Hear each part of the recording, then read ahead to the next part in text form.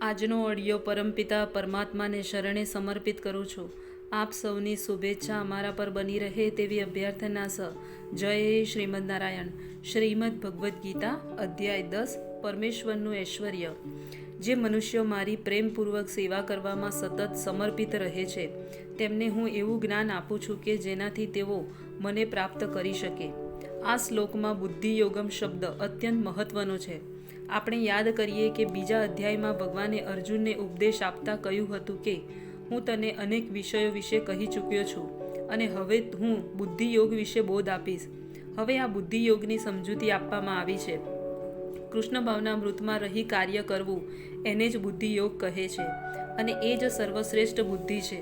બુદ્ધિ એટલે બુદ્ધિ અને યોગનો અર્થ છે યોગિક પ્રવૃત્તિઓ અથવા યોગમાં ઉન્નતિ. જ્યારે કોઈ ભગવાનનું સાનિધ્ય પામવા ભગવત ધામમાં જવા પ્રયત્ન કરે છે અને ભક્તિભાવે પૂર્ણપણે કૃષ્ણ ભાવનામૃત ગ્રહણ કરે છે ત્યારે તેનું કાર્ય બુદ્ધિ યોગ કહેવાય છે. બીજી રીતે કહી શકાય કે બુદ્ધિ યોગ એવી પ્રક્રિયા છે કે જેના દ્વારા મનુષ્ય આ ભૌતિક જગતના બંધનમાંથી છૂટી જાય છે. પ્રગતિનું અંતિમ ધ્યેય છે કે કૃષ્ણ પ્રાપ્તિ. લોકો આ જાણતા નથી, તેથી ભક્તો તથા સદ્ગુરુનો સંગ જરૂરી છે. મનુષ્યએ જાણવું જોઈએ કે કૃષ્ણ ધ્યેય છે અને જ્યારે ધ્યેયનો નામ નિર્દેશ થઈ ગયો હોય ત્યારે ધીમી પણ પ્રગતિશીલ ગતિથી આગળ વધવાથી પણ અંતિમ ધ્યેયની પ્રાપ્તિ થાય છે.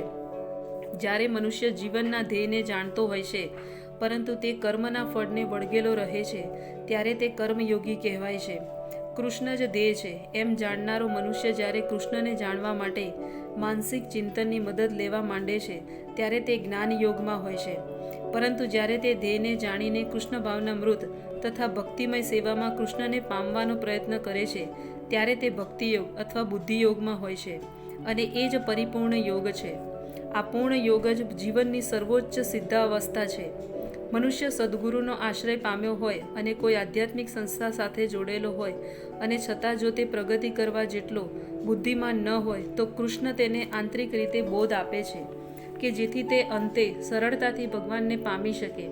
આ માટેની જરૂરી યોગ્યતા એ છે કે મનુષ્ય સતત કૃષ્ણ ભાવના મૃતમાં લાગેલો રહીને પ્રેમ તથા ભક્તિભાવે ભગવાનની સર્વ પ્રકારની સેવા કરે.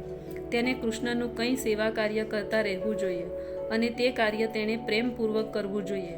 જો ભક્ત આધ્યાત્મિક માર્ગે પ્રગતિ કરી શકે એટલો બુદ્ધિમાન ન હોય પણ જો તે એકનિષ્ઠ રહીને ભક્તિ કાર્યોમાં પરોવાયેલો રહે તો ભગવાન તેને પ્રગતિ સાધવાની અને અંતે ભગવત પ્રાપ્તિ થાય એવી તક આપે છે. જય શ્રીમદ નારાયણ.